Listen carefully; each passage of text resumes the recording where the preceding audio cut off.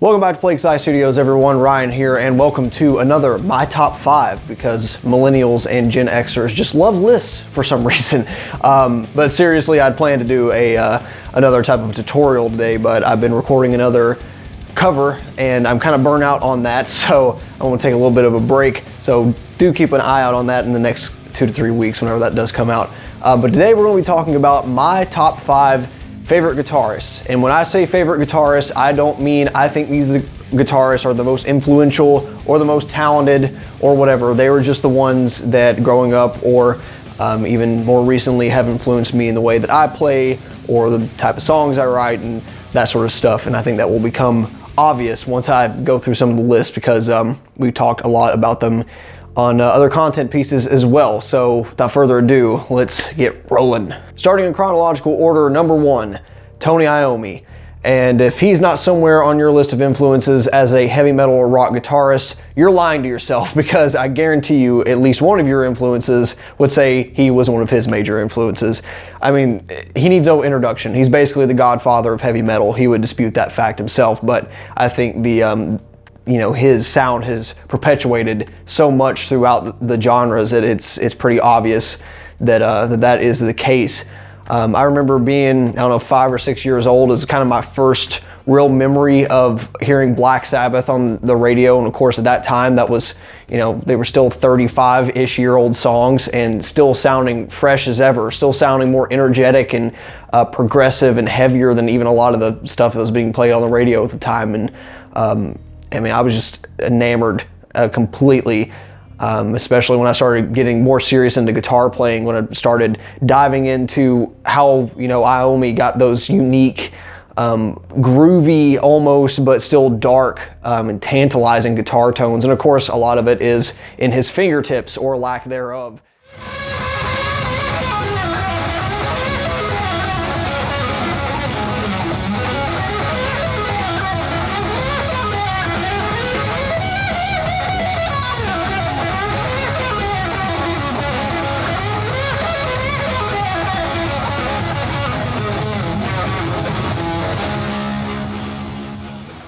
After losing a few fingertips in a manufacturing accident, he actually took a bottle of dish soap and like a lighter, I guess, and formed them around his fingers so that he'd had something to grip on without, hurting so badly. And that's what gets that really raunchy sound. And to combat it even further, they decided to downtune to C sharp standard in Master of Reality and a bunch of songs going forward. And that album alone, because of the doom and gloom nature and the dark sound and the incredible guitar tone even today, even though it's not super high gain, that basically spawned doom metal. So there's really no understating how much Iommi has really influenced all of rock and metal. And he's one of those guitarists that even if I kind of hate the rest of the music, I can listen to it because he's on it. After the Dio years of Sabbath, I think pretty much everything is just not worth listening to, but I've still been able to get through it all because he's on it and everything's just so unique and so it's him. He certainly wasn't the most clean or technical player even at the time, but there's just so much liveliness and soul in the playing that it makes it obvious who's playing, and that to me is just as important as raw skill factor goes. Another way that he helped pioneer the rock guitar sound in general was him and a lot of other players independently figuring out boosting in front of an amp. So at the time he was using a Dallas Rangemaster that was basically a treble booster that cuts off the low end, kind of get this little peak, and you can drive it, and that's kind of the same thing that we do with boost pedals like tube screamers or super overdrives or especially clean boost. Same principle, and kind of has that mid bump, although it's far more in the upper mids in this case. And then cut your bass and you get that more sharp defined rock guitar sound. And that's really thanks to people like him and Clapton and Jimmy Page and all those people that were tinkering around with it at the time. And that's been a staple, that same signal chain all through the years, no matter what different amplifiers or guitars he was using. And all that and more is why Tony Iommi will always be on my list of top 5 most influential guitar players for me. He's like the reason I bought a Gibson SG in the first place. Sorry, Angus. Number 2 is another infamous, if not a bit more controversial, guitar shredding sidekick to Ozzy Osbourne, Zakk Wylde, and we've talked about his guitar tone and playing a lot on this channel. I think Zakk was the guitar tone I heard early on as a guitar player where I thought, that sounds unlike anything I've ever heard. That is like mythical. It doesn't sound like that should exist in real life. I'd always, my earliest years of playing guitar, obviously Tony Iommi was a huge influence, but Randy Rhoads, I was kind of bigger into those albums, and knew about the Zakk Wylde stuff. I don't think I even knew who Black Label Society was yet, but I saw the Live at Budokan DVD. I think it was 2002 they recorded that, and I was just floored. I mean, yeah, you can pick on the whole pinched harmonics and wah memes all you want, but the playing on that was just unreal. And of course that introduced me to Robert Trujillo, one of my favorite bass players. So it was at that point where I was like, yeah, I gotta get a Les Paul, I gotta get a higher gain amp, and I gotta figure out some of this stuff.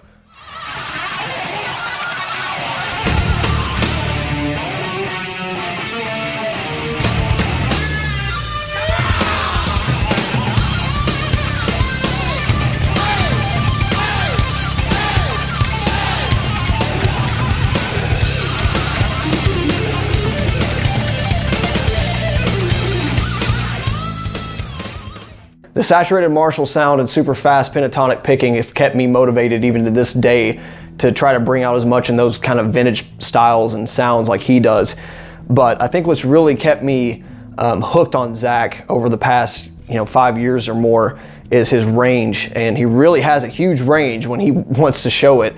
You got super crushing stuff like 1919 Eternal and Blessed Hellride from Black Label Society, but then you got stuff like Book of Shadows, which is some of the best singer-songwriting, like pure music out there. And I love his voice on it. Pride and Glory hangs right up there for me with the best of Leonard Skinner. I would have loved to have a follow-up to that album, but probably a little too late for that. And every time I see him live, I'm equally as blown away, not just by the raw skill, but how much stage presence he has, and obviously being like a 6'3" Viking looking guy, it's not too terribly hard. Some people are put off by his mannerisms and whole biker image nowadays, which I can kind of sympathize with, but even then, I would still urge you to go back and listen to stuff like No Rest for the Wicked, No More Tears, and especially Book of Shadows. There's some incredible songwriting and equally incredible guitar playing on all those albums, and it's not just like guitar wankery, it is legitimately fitting for the music and undeniably Zakk Wylde in his prime, in my opinion. The only thing I kind of have against Zakk right now is where the hell are my Wild Audio amp heads? And I'm sure that there's pedals out there too. I know there is. So that'd be great if you could bring those to market. I'd very happily like to have one. Number 3 is probably the most skillful and musical player out of this list, in my opinion, and that is Chris Broderick. I was introduced to him when he joined Megadeth in 2008, and I went back through his kind of backlog playing with Jag Panzer and his solo stuff, and talk about a guy that just makes you want to quit guitar sometimes. I mean, is there anything this guy can't play perfectly?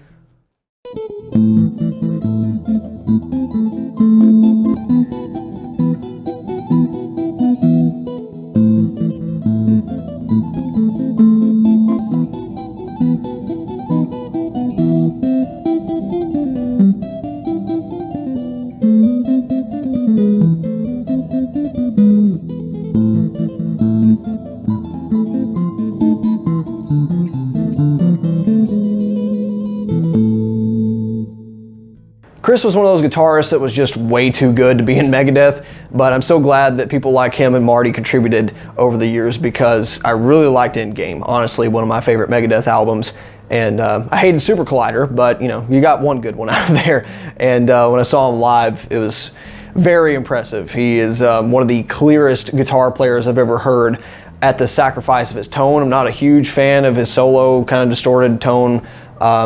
He's an Ingle user as far as I checked last time, but still incredible in terms of articulation with his sound. For me, Chris is right up there with other neoclassical virtuosos in terms of technical skill, but what impressed me the most was his playing in other genres, so like jazz fusion, some of the slapping kind of plucking thing he does, classical guitar, you know, nylon string guitars, beautiful stuff that you wouldn't think is even possible to play on a stringed instrument.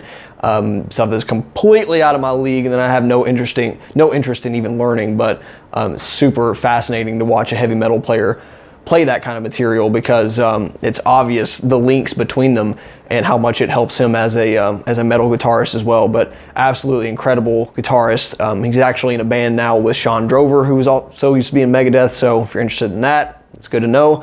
But while he may not be the most soulful player on this list, he's still a huge inspiration for me in terms of breaking down genre barriers and emphasizing the importance of, you know, making every note articulate, and even emphasizing different notes, how much that can have an effect. He has a lot of good, really good instructional videos out there I'd recommend people watch. I just wouldn't recommend trying to play everything he plays on those note for note, because you will drive yourself freaking insane.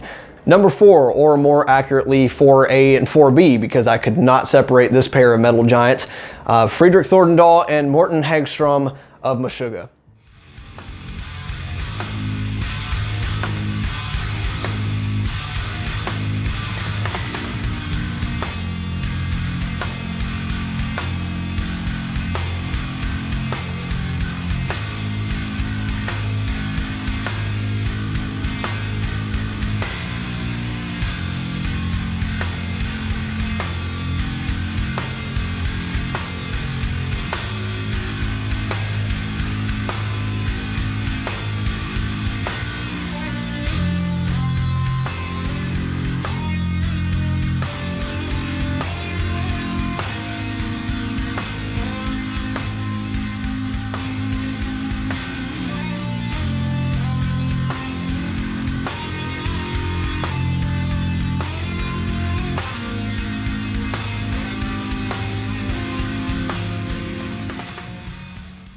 I mean, where to even begin with these guys? Meshuga has to be among the most influential bands to modern heavy metal. Obviously, Friedrich and Morten kind of perpetuated the whole 8-string thing to guitar players in heavy metal, including myself. When I heard Obzen for the first time, that was when I was like, what the hell is that? I've got to get me one of those. Because I'd listened to music, you know, I was listening to music at the time with 7-string guitars, but I never knew 8s were a thing, and now 9s and 10s are a thing, which are way too much for me. But it's mind-blowing stuff than hearing a guitar at the same register as a bass, and then combining sonic forces to create this, you know, it's almost the exact opposite of like a Devin Townsend wall of sound. It's just like this focused punch in the gut every time. Between their playing with the drummer Thomas Hawk, relying just as much on rhythm as pitch, that was a revolutionary idea to me too, because I've been a rhythm guitarist in jazz band and that kind of stuff, but rhythm didn't really mean rhythm in that way, whereas this was, throw out that time signature, throw out all the things that you thought is standard, and we're going to do something really crazy. But it's still in 4/4, and it's still super logical once you get the pattern, but it's not at all in line with what we're used to hearing, especially in the Western world. So it really captivated me from the first moment I heard the song Combustion, and of course I went back through the entire discography, and stuff like Chaos Fear and Destroy, Erase, and Prove is among my, some of my top 10 metal albums ever. If I had to choose one, Friedrich is probably the one who influenced me the most with stuff like Special Defects and his signature spider-like soloing, which I heard someone describe it as. I think that's a perfect adjective for it.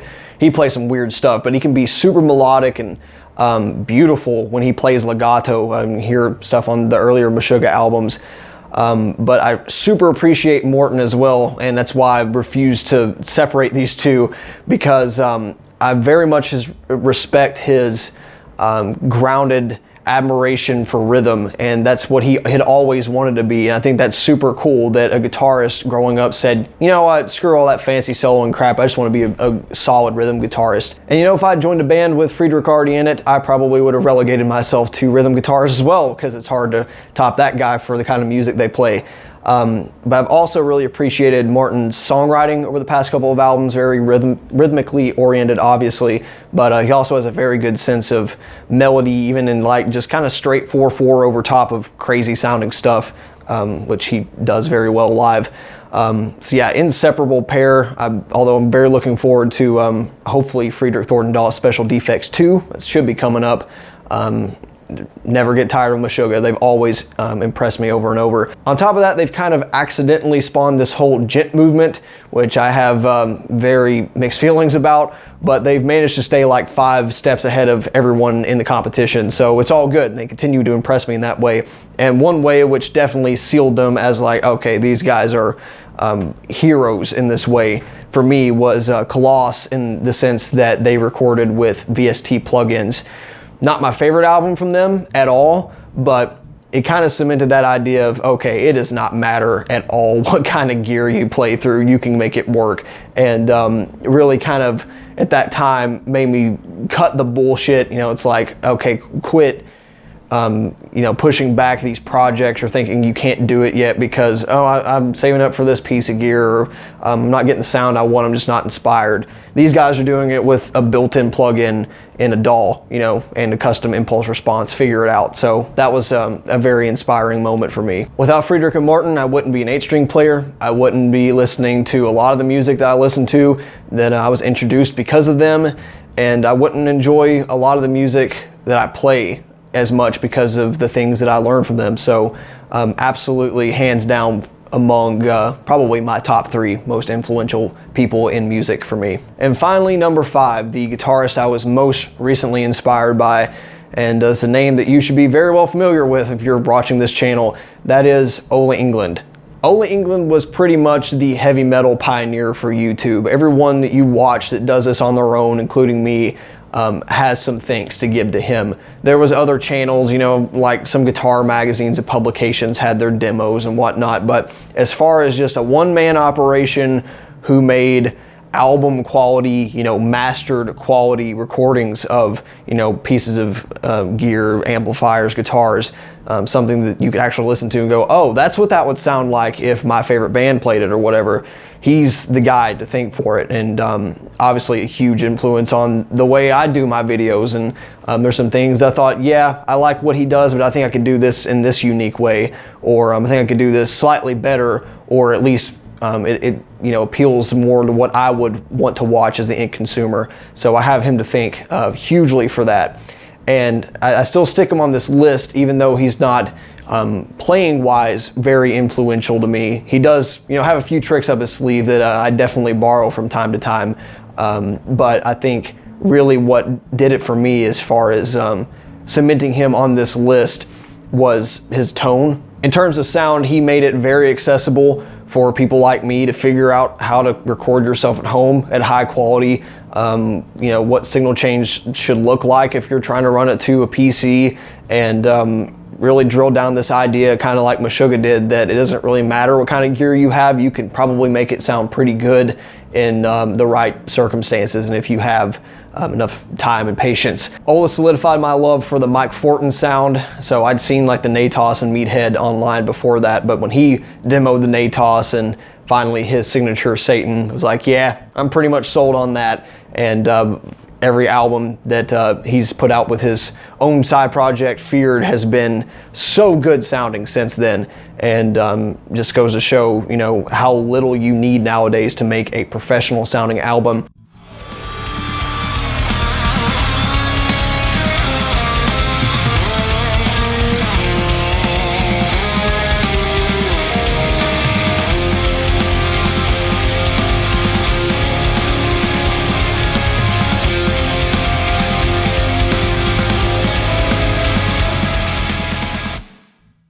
I think what I most respect about Ola, though, is the way he's made this whole YouTube shtick work by diversifying his income streams and building credibility along the way. So after quitting his full-time job, he's still, you know, focused on his personal project, Feared, which, you know, is death metal that he writes and plays for himself. Not a touring band, it's just his personal love child of a project, basically, and it's super cool. He also still plays in a touring band, The Haunted, which is like the Metallica of Sweden, which is super awesome.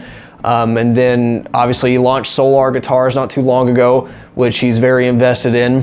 Took a lot of his designs from the Washburn stuff and Strictly 7, and now made his own brand, manufactured in Indonesia. Very high quality guitars from the way it looks. Love to have one if you know, body shape you know, calls out to me someday. and you know, still does his gear reviews and that kind of stuff, although I don't necessarily agree with the entirety of the way his channel has been handled since, like, you know, he's been busy with Solar and that kind of stuff. I'm still mad respect for the guy for you know, the way he's constantly treated the fans with utmost respect, and you know, as close to family as you can get on this kind of platform. And people like Rob Chapman or Rob Scowen, Fluff, all the guys that do this kind of stuff really owe him a great debt for paving the way, even if you know, he's not the front runner anymore. I think he's certainly the one that that deserves that title. So I may not know how to play a single Feared song front to back, but I no doubt have to give credit where credit is due, because Ola inspired me to do this, and kind of made me realize, oh, there's some stuff that I could probably help other people with as well, the way he's done for me. So you know, huge thanks to him, and still watching his stuff today. It's still great content. I recommend you check it out if you don't currently. And that will pretty much do it for my top 5 favorite guitarists. 2 honorable mentions, I have to say. Number 1, Devin Townsend, obviously incredible guitar player.